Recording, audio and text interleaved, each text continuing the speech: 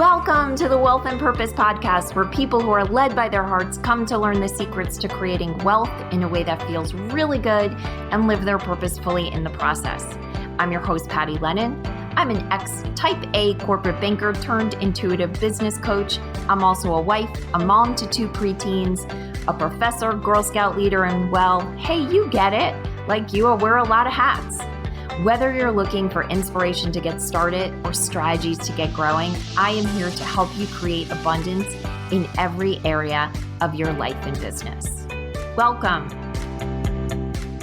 Hey there, welcome to this episode of the Wealth and Purpose podcast. I am your host, Patty Lennon, and I may be more excited about this particular episode than any other episode I have shared up until this point, which is crazy because the episodes I usually get the most excited about are one of 2 things. One, sharing an amazing guest, someone that has just touched my heart or opened my eyes or my mind to something that has shifted something in me, brought me more into alignment with myself.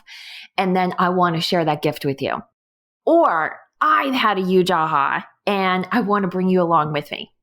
So this one, though, the reason I feel the most excited about this one is because to me, it's a microcosm. What happened with this podcast is a microcosm of what is happening in our world today. It's about what tools we can use to navigate the time we're in. And so this is my 100th episode. And it should have dropped actually last week. And it didn't for a few reasons. I was going on vacation. And so when I would have been recording it, I would have been getting just back from vacation. And I just didn't feel that I was in the mindset to really share with you what I had framed in my mind, what was going to be the 100th episode. And so I'd asked my producer if we could wait till the last minute, and she agreed. And then a hurricane hit. And my power and internet has been out. Well, actually, we weren't out of power. Our town was, but miraculously our house, for some reason, along with a few other households, kept power. But we had no internet and our data was too slow to record. So I had to skip the week. And I was really kind of frustrated at first because, how do I skip the week where my 100th episode is dropping? I mean, 100th episode should be meaningful, right? In fact, a colleague of mine, someone I like and respect, her 100th episode was dropping, last week as well. And I saw she had bought balloons in the number 100 and she was making this really big deal out of it. And I felt like I was sort of scraping myself off of my bed just to get to my desk. As amazing as our vacation was, and it was super fun. I had taken, each of the kids took a friend. So we had 4 teenagers on the Cape. So it was, I needed to refuel the juices a bit before I showed up fully. So, again, all good plans, God laughs. And, I just couldn't even record this 100th episode. So there was this other person out there that I knew making a big deal. I'm rightfully so for 100th episode. And here I was not even able to record mine. And I think, so just starting off, I think that's so much of what so many of us are feeling is we are not doing enough, didn't plan well enough, not using the most of our time, blah, blah, blah. Someone else out there is doing more than us, right? And so there's really this need to come back to center and just say, what's my 100%? And so my vision for this podcast, or kind of the container for this podcast, was going to be all the different things the number 100 means. And I had put that question out on social media, and I got some interesting answers that really sort of matched what I felt over the years of my life in the number 100 has come to mean. But what was so fabulous about the way that this podcast went down was that I did not write down the most important 100 when I was kind of framing out the podcast. And by the way, framing out, I use that really loosely because if you've been listening for a while, you know I sort of go with the flow and I just let what's going to come through me. But I had made a list of different 100s. And the one that didn't make the list, which should have been at the top of the list, was having our inner resources at 100%, having 100% of our power. And that was shown to me for the last 6 or 7 days that we've been out of internet and my community's been out of power, is how important it is to be at 100% power and 100% connection. And to me, those are the two fuels of everything good that can come of our lives. First, to make sure we are operating at 100% of our own energy. And from there, 100% connection to all beings. And really this fullness of this oneness that we all share. I realized I had completely left that off the list. And yet that is the most important 100. So in my mind, originally when I was envisioning this podcast, I was going to go through chronologically to where hundreds had shown up in my life. But I'm going to start with the end point, the most important, which is being at 100%. And so I just want to stop here for a moment and ask you to check in with yourself. I'm going to ask you a question, and I don't want you to edit the answer. I want you to give me, well, you could email it to me. That would be lovely. But I just want you to sort of like in this moment that we're sharing virtually together, I'm going to ask you a question, and I want you to just honor the true answer. On a scale to 0, 100, 100 being you are full up of your own energy, your well-being at 100, your personal sense of power and freedom being at 100%. On a scale of 0 to 100, where are you? And just notice where that answer is. That is your most important 100. And every other 100 that I'm about to talk to means nothing unless you focus on getting that first one to 100. And I'll be really honest. I'm always honest. Why would I even say that? I'm always honest with you. But maybe you don't always have visibility to everything that's going on with me. I haven't been at 100% lately. I really haven't. And I've got to look at that and figure some things out, because at the heart of what I teach, my main focus is all about helping people receive the love, the support, the money, the insight and the guidance that the divine is giving us, right? That's the whole point of the receiving school. It's the point of like everything I put out in the world. And yet I don't think I've been doing such a good job of it as late. And situationally, there's an explanation. I am a person who likes to take care of other people. And I've set up a paradigm within my own being, within my own mind, that I give, that I see when someone is in need, and I enjoy giving to them, and helping. And the thing is, there's just been so many needs around me for so long that I lost track of the fact that I have needs too. And I got into a situation that I know you probably are guilty of, where I said, well, you know what? At least I can work from home. And in this recent power outage, at least I have power. And you know what? At least my kids can learn somewhat independently. And at least. And what I was really doing was saying, nope, Patty, you don't get to take care of yourself because you already have all these things. But the problem with that is then when 100% starts to dip down to 90 and 80 and 70, and who knows, I would say I was floating along 10% probably. I can't serve from 10%. I can only serve fully from 100%, and I have to get back there. And when I tapped into, for me, what was going to get me back there, it was fun. There hasn't been a lot of fun in my life lately because, and this is something I encourage all my clients, people in the receiving school to do, is go out and, you have to have play in your life, fun, joy.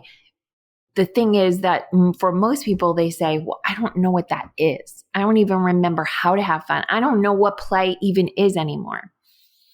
And, there's all these exercises I do to help people get there. But the problem is for me is I know a lot of things that I enjoy doing. I haven't been able to do any of them because of the pandemic. And so I've really felt at a loss. I've really looked like, what is it that would feel fun? And I finally figured it out. And I'm not ready to share what that is, the thing I'm going to do. There's a couple of things on the list, but they feel so radically indulgent to do them.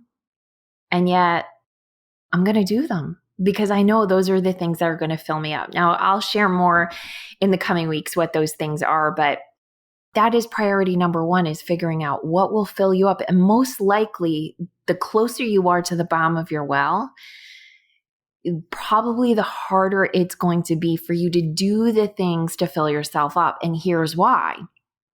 Because the only reason you've gotten so low in your own personal power, in your own personal full well, is because the things that would have filled you up don't feel fair to other people around you because they're struggling. That would be my guess. I wanted to get that out there in case you have to jump off the podcast. You got the most important part of this.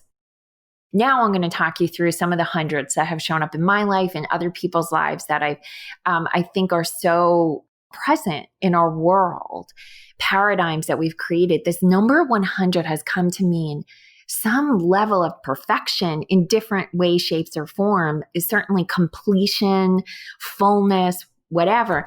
And we really use them as swords against ourselves, poisons against ourselves. So the first one is, and it's important that anything that's a poison is a poison only in excess, right? So, we just need to modify it. The first one is, 100 as a grade. So when I was young, I was always focused on getting the 100, always getting the 100. And what's so fascinating is that, and I did, so often, is I remember one of my earliest memories of 100 is a teacher asking me to stand up and have the whole class look at me. I was young, third grade, I think, fourth grade. And she said to them, now look at her. She's the only one that got 100. She's the only one. And I don't really know what word she used, but basically she said that was good enough, right? And the thing is that moment did the exact opposite to me. It made me feel so alone. It made me feel so alienated. And naturally, it made kids dislike me. So maybe not in the long term, but in that moment, no one was thrilled with me, let me tell you. And what's so fascinating is I pursued those 100s all the time. And yet, what was I looking for? Acceptance, enoughness. And yet the stronger my pursuit of that, the bigger the gap was between me and others. So that's that first remembrance of 100 in my life. And in many of the women that responded when I put it out on social media, they said they had feelings of shame, of anxiety that associated with that 100. And it doesn't matter which side of the 100 you're on, whether you got the 100 and then you were other than the rest of whoever, or you didn't get to the 100. And so then there was shame for that, but that there was this anxiety in the pursuit of that 100, right? And yet if we can just hold out the 100 as being, a number, nothing more than that, a number. And I was even thinking of that, why is the 100th podcast episode so important? Because it's not I think with TV series, it's important because I think it I think it's in the olden days, I believe it was the end of a season, right? And it was a significant benchmark. I could be wrong. But when it comes to podcasts, I mean, there's 52 weeks in the year. So, 104 would be 2 years, right? So what's this 100? I don't know, but it felt meaningful. I don't even know why it felt meaningful. It has no meaning. And really, when you kind of reduce it in numerology, it reduces down to the number 1, which is really the start, right? In a way, that's what this 100th episode is going to be for me, because although I wasn't ready to rename the podcast right now, a new name is coming that is more relevant to the kind of content I'm going to be offering in the future. And so you'll just have to wait for that. If I was, like I said, more 100, I am more aligned with that 100 benchmark, I would have been ready to launch that new brand right now, but I'm not. So it'll probably be closer to like 104, which is more reasonable because that's like 2 years, right? So that was the first 100. And then we were at my daughter's pediatrician appointment just a few weeks ago, and she got on the scale and she weighed 99 pounds. And that brought to my attention that 100 benchmark. Now for her, she's just so free in her body, and, numbers are so irrelevant when it comes to that stuff. But she was almost like, I didn't make it to 100 yet. To her, it was just some benchmark that, gosh, please, like, let her hold on to that, sort of celebratory feeling around the presence of her body, right? And the weight of her body.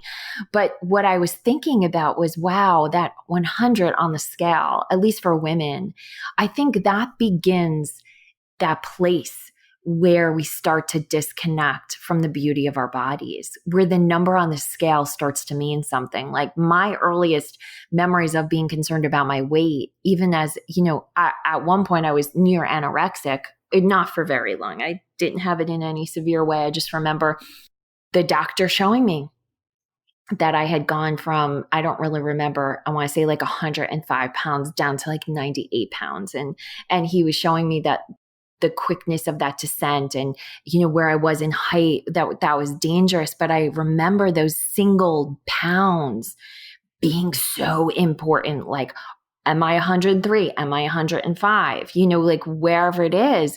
And it seems to be that 100 mark that starts to set many girls on that path. And, what can I do, me personally, in my own household, where my daughter's right on the cusp of that, to support her and give her a different trajectory? And that's not a question I have answered yet, but it's a question that's on my mind. And then later on, as I've done this work over the last 10, 15 years, what I've come to really embrace as the best 100 is, and the most joyful, when you look at that grade of 100 and it having so much meaning, the reversal that I've done around it, or the alternate meaning that's given me so much freedom, is my 100%. So not worrying about, did I get the grade 100? Did I get the full mark? But did I show up at 100%? And that has certainly been the approach I've taken with my kids in school. Is I don't care what that grade is. I want to know, was that your 100%? Because if that was your 100%, then that's good. That's more than good. That's exactly who you need to be. And I'm so proud of you. Now, turning that on myself, as a typical parent, it's a lot easier for me to do it for my kids than for myself. But the place where I've found that freedom is in relationship with the divine, the universe. And what I found, and I know I've seen it be 100% true, is that all the divine asks for us is that we give our 100% when we're going towards a goal. We don't, so when I'm looking at that other person who's, gotten balloons of 100 and she's done all this social media around her 100th episode, and that was her 100%. Or maybe it wasn't. Maybe that was her 110%, and now she's kind of recovering from that. But for me, this is my 100% on this episode. We've been out of power. We've had no connectivity, or town's out of power. We're supporting, trying to help our friends. This is the best. And I know whatever is meant to happen with this episode, the divine is going to take it from here. And it's that 100% is that point of surrender where, until I had, the grade 100, which is doing all of it on my own, could I not rest until I hit that point. Now I know that I must rest when I hit my 100%, and only I know what that is. And I turn that on you. Only you know what your 100% is. And in a year that has been so taxing, I ask you right now, are you allowing yourself the grace of your 100%? Or are you judging that your 100% wasn't enough? Because I promise you, the divine does not judge your 100%. The divine celebrates your 100%. And many times when I'm working with clients around this concept, if someone's questioning, but did I really hit my 100%? That question is usually my indication that they're probably at 105%. Because when we stay conscious with what is it, how am I supposed to show up, what am I supposed to do, our over focus on doing rather than being always pushes us past 100%. And so that's when we start to learn to be and balance the being with the doing, is then when we hit 100%. And when we're willing to stop at our 100%, that's where we can receive at 100%. When we push past 100% in our giving, in our doing, in our creating, we actually lessen the ability for the universe to deliver to us, for us to receive. So when we move to giving 105% or 150%, which is, unfortunately such a saying that's big in the Western culture, give it your 150%. Well, when you're doing that, you're actually squeezing out the space for receiving. And it's really important for you to withdraw a bit that doing, creating, and achieving so that you can make space for that receiving, so that you can receive at your 100% as well. And so much of what I'm seeing right now in my community is showing me how many people are running so close to empty. Our town, which is a small town, and it's a good town, and it's a town I'm so happy to raise my children in, has a lot of people turning on each other. We, we had no power throughout the town either. So there were no lights that were working. And there weren't stop signs out at all the 4-way light intersections. And, I think we all know at this point that when you've got that 4-way intersection, or even, a 3-way, and the lights are out, that every other, I go, then you go, I go, then you go. It's like a 4-way stop. And yet people couldn't do it. They had to push through, that car in front of them went and then they went, because they're used to just going. And there was so much animosity because of that. There was animosity because the workers came in through, Eversource is our utility company. And, were they doing their 100%? Certainly the line workers were. I don't know about management. It did not seem to be going that way. But, these poor line workers that came in from all of these parts of the country to help us and are standing around not being able to give their 100% because they weren't getting direction.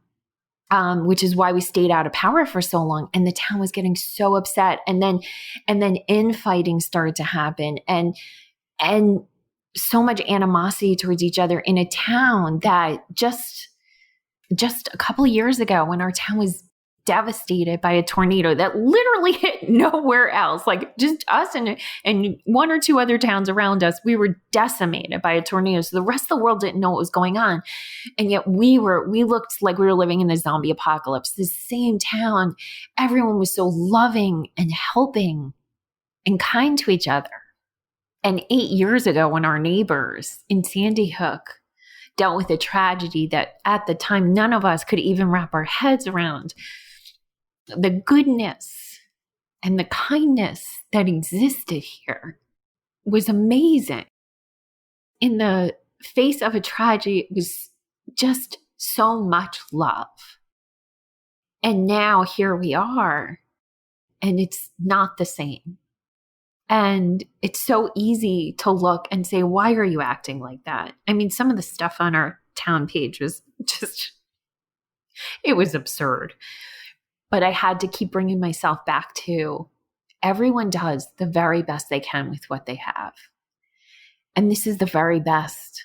And isn't that just heartbreaking? And I think it's because we have gotten to this place in such a difficult year where we're not remembering how to give back to ourselves, how to remember to refill our own wells. And if we don't, then this is the way we show up, because we're operating at a deficit, and that's just heartbreaking. This podcast episode was originally in my mind sort of a celebration of this other version of 100% that I've come to embrace as the most important, which is when I show up at 100%, whatever my 100% is, and I allow that to be my truth, the divine meets me there, and the same for you.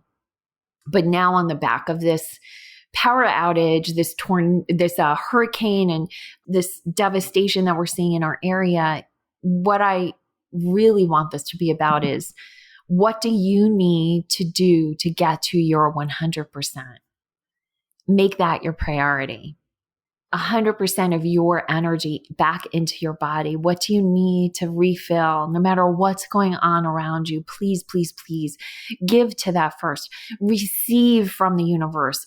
Pull in from the divine. Just scream it to the skies if you need to, but suck it into your body, every ounce of love and support and money and opportunity that you desire.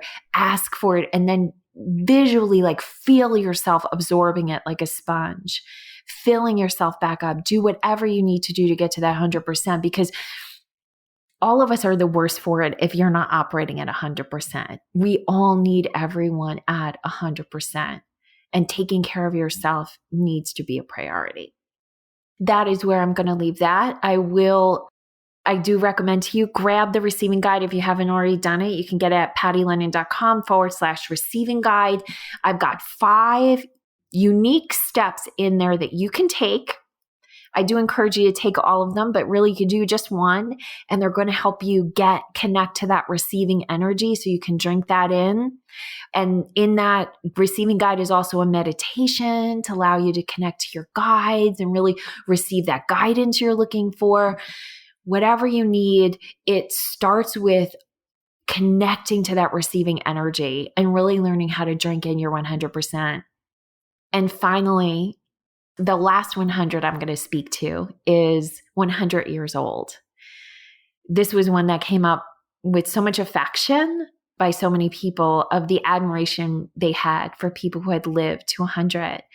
And I myself have that same affection. And when we think of people who have lived to 100 and what they've lived through and the wisdom they have, that is the last thing I want to focus on before I close this podcast, which is look to those around you that have the wisdom of years.